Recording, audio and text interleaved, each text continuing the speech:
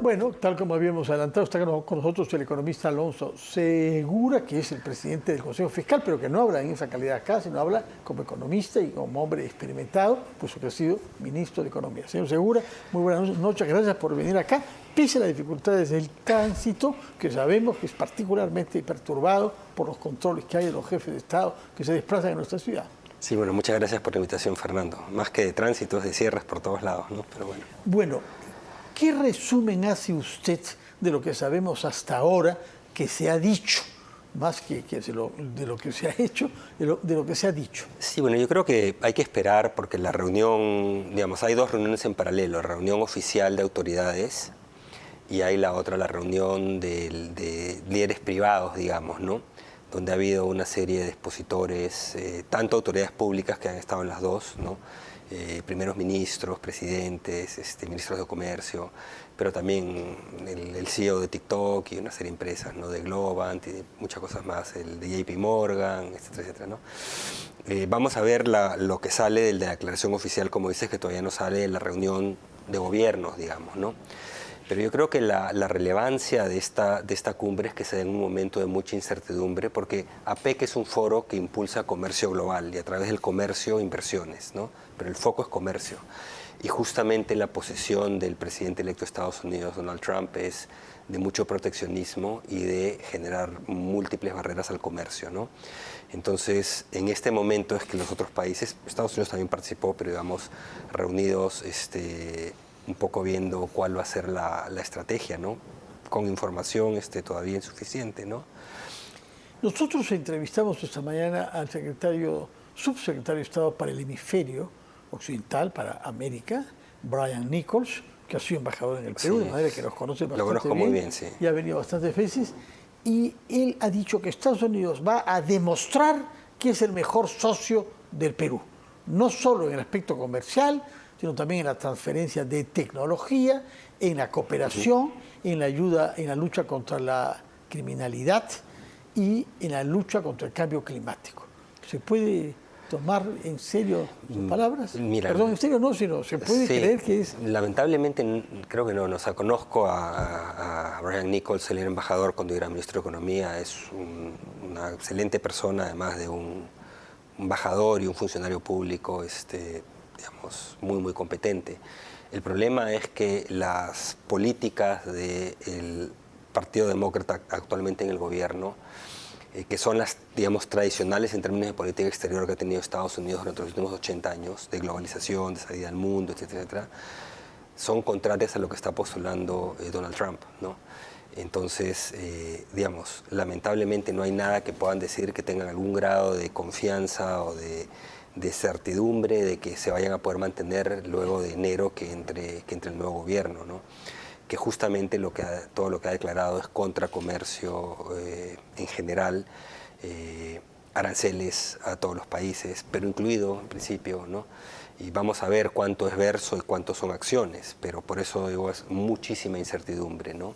No hay una transición de gobierno en Estados Unidos todavía, no es que ha habido coordinaciones entre el gobierno saliente y el entrante, ¿no? Entonces, en ese contexto se da la cumbre y bueno, hay que esperar y ver, ¿no?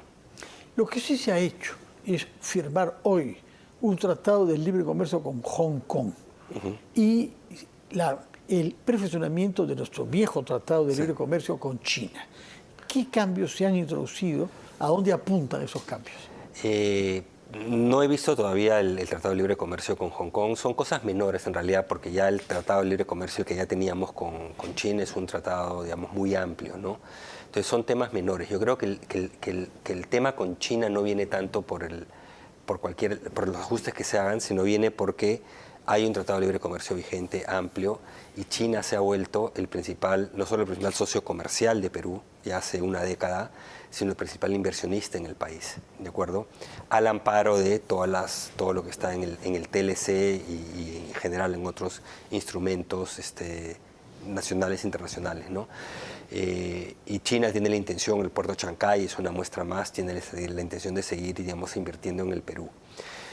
Yo creo que lo importante es, o sea, Perú tiene que establecer vínculos con todos aquellos inversionistas y países que quieran traer inversión al país y generar negocios con el Perú, ¿no? En el caso de China es particularmente importante que se haga bien, porque China no tiene buena reputación con algunas operaciones, digamos, inversiones que ha hecho en otros países. Por ejemplo, ¿qué cosa es lo que se le En general, o sea, muchas veces lo que ha hecho algunos países, por ejemplo, de Albas, es te presto plata y después cuando no puedes pagar, tomo tus activos, ¿no? Hay que tener muchísimo cuidado porque tienden después, cuando hay algún tipo de incumplimiento, algún tipo de problema, pueden ser digamos, negociadores muy duros, ¿no?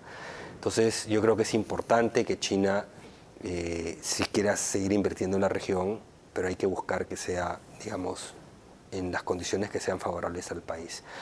Ahora, lo curioso es cuando uno escucha hoy día la presentación del ministro de Comercio de China, todo el discurso que dio, es un discurso, obviamente, ¿no? Hay que ver a veces del dicho al hecho, ¿no? Pero el discurso era lo que uno hubiera escuchado durante 8 décadas de Estados Unidos, ¿no? Apertura al mundo, globalización, obviamente buscando que todos se beneficien, que no quede nadie atrás, pero digamos diciendo tenemos que integrarnos, ¿no? Que es, digamos, similar a la política razonablemente que han seguido el gobierno demócrata ahora, pero es contrario a lo que está diciendo el futuro presidente de Estados Unidos, ¿no? Vamos a ver qué ocurre, ¿no? Pero es una situación bastante incierta. Ha habido algunas exposiciones que han tenido digamos, un cariz bastante pesimista, ¿no? Comparto un poco, ¿no? Por ejemplo, ¿qué? Por ejemplo, Velasco, el ex ministro de Hacienda de Chile, que es el decano de la Escuela de Políticas Públicas de London School of Economics, resaltando el sinnúmero de riesgos que constituiría, pues, si es que Donald Trump en las acciones ratifica lo que ha dicho en sus discursos, ¿no? Los impactos que puede tener, obviamente, en comercio global, debido de comercio, inflación global. Eso puede afectar políticas monetarias en la medida que haya subidas de inflación. Los bancos centrales tienen que bajar menos las tasas de interés, o sea, las condiciones crediticias se endurecen o no bajarlas. Temas migratorios que además inciden en inflación, si es que realmente comienzan con estas exportaciones masivas, eso puede ser disruptivo en Estados Unidos, pero también disruptivo para otros países, particularmente México. Si es que en realidad endurece esas condiciones de comercio Estados Unidos, va a haber retaliación de otros bloques comerciales de otros países. Entonces, la economía mundial no ha ido mal recientemente, pero es vulnerable a una guerra comercial, ¿no?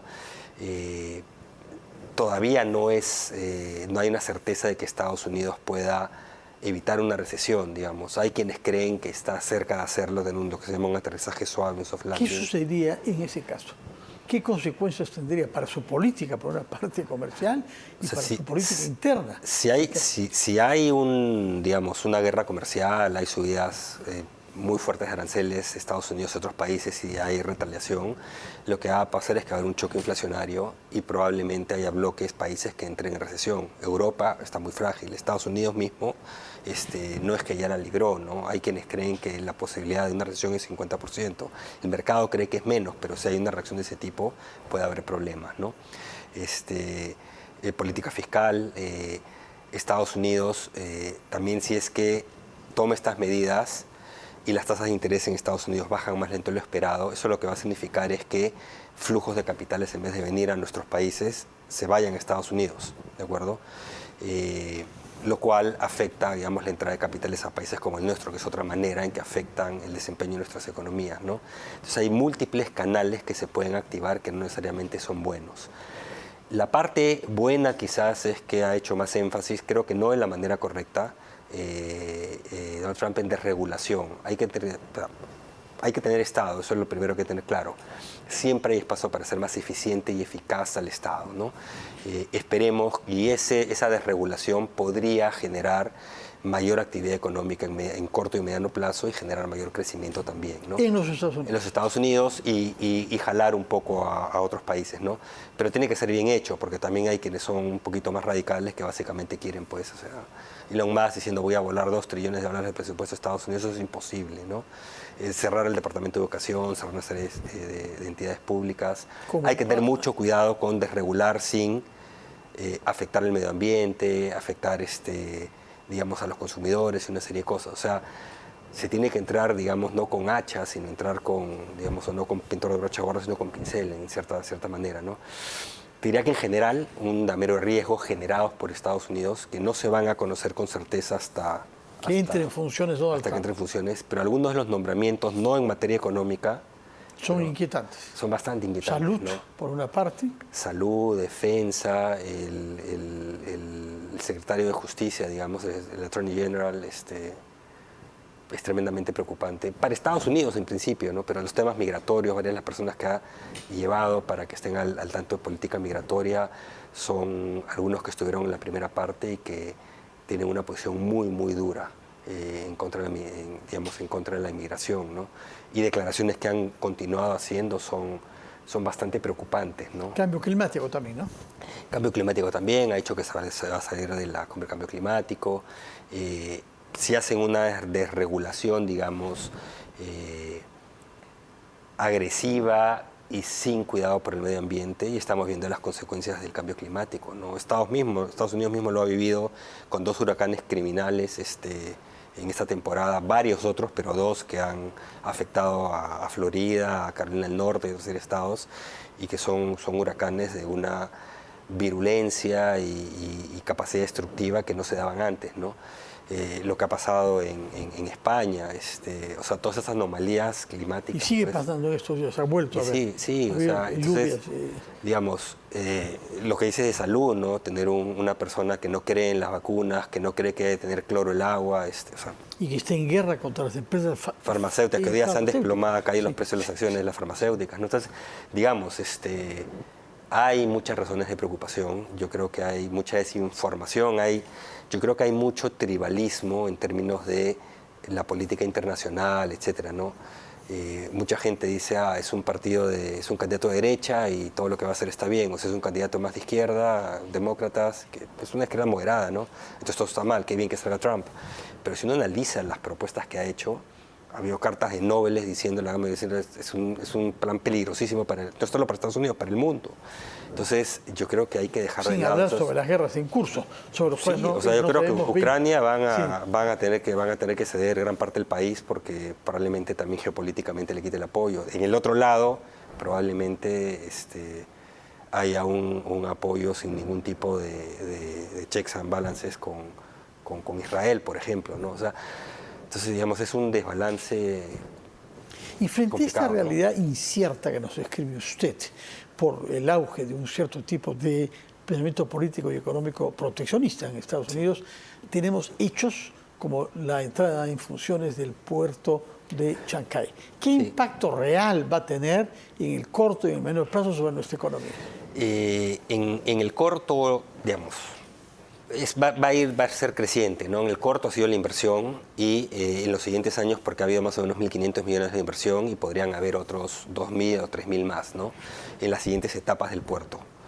2, está toda la discusión sobre inversiones que puedan haber alrededor del puerto. Esta discusión de la zona económica especial, que hay que tener cuidado con tampoco hipotecar tributariamente al país. Eso también hay que decirlo, ¿no? ¿Puede desarrollar eso? Porque hay un debate en efecto, hay un debate sobre si beneficios tributarios particulares es lo que corresponde para promover actividades como la industria. Exacto. Porque la propuesta viene de la Sociedad Nacional de Industrias principalmente. Sí, hay que tener muchísimo cuidado, ¿no? Podemos hablar de eso. ¿Qué cosa es tener cuidado? Lo que hay que tener mucho cuidado es porque la discusión no está en realidad en si dar beneficios tributarios o no. O sea, digamos que algún tipo de beneficio tributario se va a dar porque las zonas económicas especiales los contienen. La evidencia es mixta y en general lo que te dice la evidencia internacional es que los beneficios tributarios no te ayudan, no te generan inversión ni empleo en largo plazo, pueden tener un impacto en el mejor de los casos de corto plazo y después pierdes recaudación. Los beneficios vienen por otras razones, entre otras, por ejemplo, el puerto está operado por China y va a ser el puerto más grande del Pacífico operado por China. Entonces, las ventajas, reducción de costos logísticos que puede haber para comerciar a través de Chancay son enormes. Eso ya de por sí debería poder atraerte inversión. Entonces, lo que tienes que buscar es que en esa zona económica exclusiva tengas pues conectividad de llegada al puerto, a otras partes del país, o sea, invertir en infraestructura bien hecha, ¿no? Que haya agilidad de trámites, por ejemplo, para conseguir licencias, etcétera, pero hazlo bien. O sea, por ejemplo, si tú vas a dar beneficios tributarios, que sea porque vas a traer grandes montos de inversión, que sea para inversión nueva que llega al país, no para que alguien se mueva de Arequipa a Chancay, ¿no? O de la Avenida Argentina a Chancay, ¿no? Y solo pierdes recaudación tributaria. Es para que sea realmente, que traigan tecnologías nuevas, innovación, etcétera, ¿no? Aproveche y hace un polo tecnológico de conocimiento, etcétera, ¿no? Eso es lo que te puede traer un puerto que está directamente vinculado con Asia, ¿no? Que es un corredor con Asia, digamos, ¿no? Sobre los beneficios tributarios, yo creo que la discusión no está en si va a haber o no va a haber. Le vas a dar algún tipo de beneficio, digamos, no va a ser 30% de impuesto a la renta. La discusión está entre si es 15, digamos, o lo que quieren algunos privados que sea 5-0, ¿no? O transición hacia 15. Y ahí hay que tener en cuenta que ya hay un acuerdo internacional firmado por 100 y pico países de que la tasa mínima de tributación debería ser 15%, ¿de acuerdo? Si es menos de 15, y por ejemplo hay una empresa que Perú dice, te voy a dar impuesto a la renta cero, digamos. Entonces invierte una empresa en Perú y dice, en zona económica especial pago cero de impuesto a la renta. Su país de origen tiene el derecho a cobrarle 15% de impuestos. Así sea la actividad y la ganancia en Perú. Entonces estaríamos regalando impuestos a otros países innecesariamente. Entonces, y la tasa no debe ser menor a 15.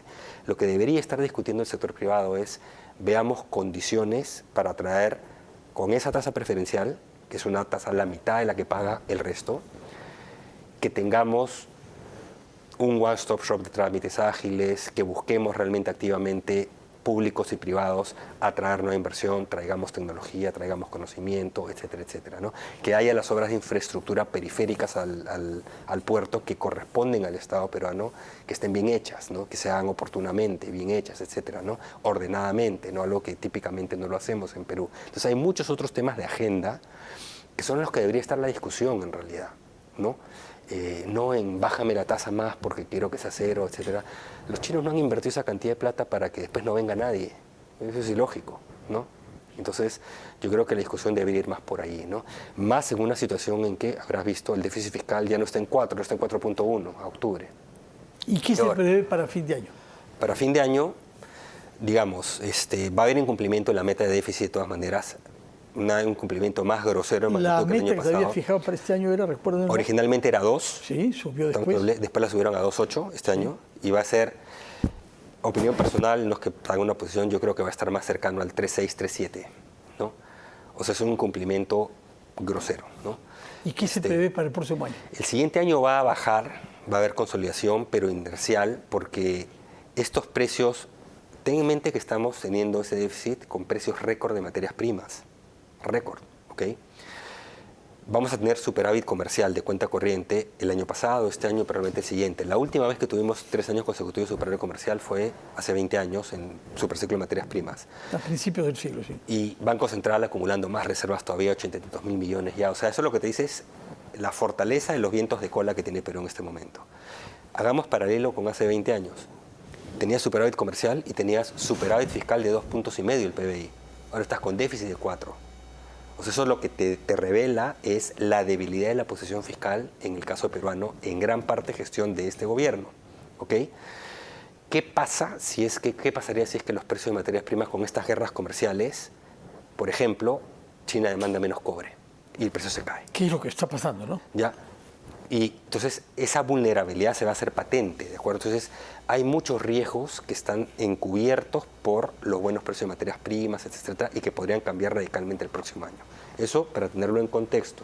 Ahora, dicho esto, el siguiente año, como has tenido precios récord este año, la forma como pagan las empresas impuestos a la renta es pasen un pago a cuenta, pero en función de la utilidad de este año recién pagan el próximo. Entonces, el próximo año va a ser un año récord de pago de regulación de impuestos a la renta de empresas.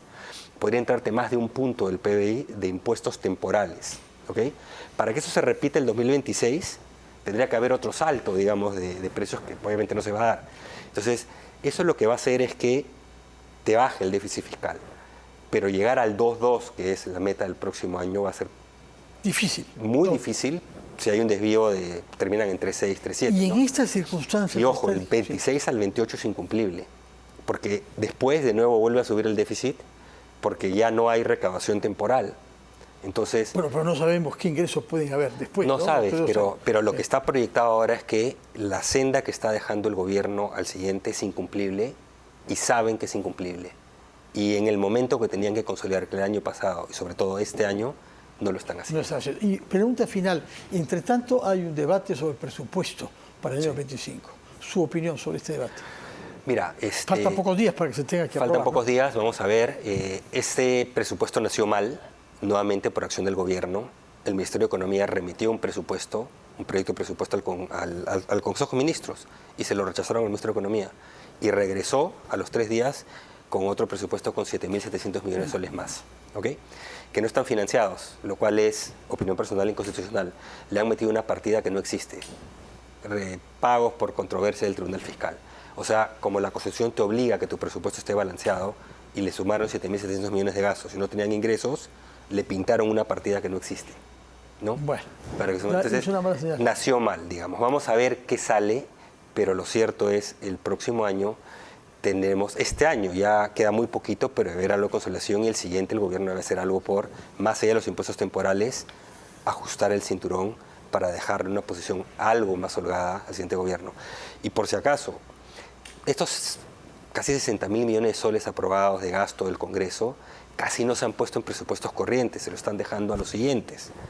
Están hablando de proyectos de infraestructura por decenas de miles de millones en gobierno a gobierno, que no hay espacio fiscal para eso. O sea, están haciendo planes faraónicos cuando la caja fiscal no va a dar. Entonces, de nuevo, se ha perdido la brújula en materia fiscal y eso debía preocuparnos, ¿no?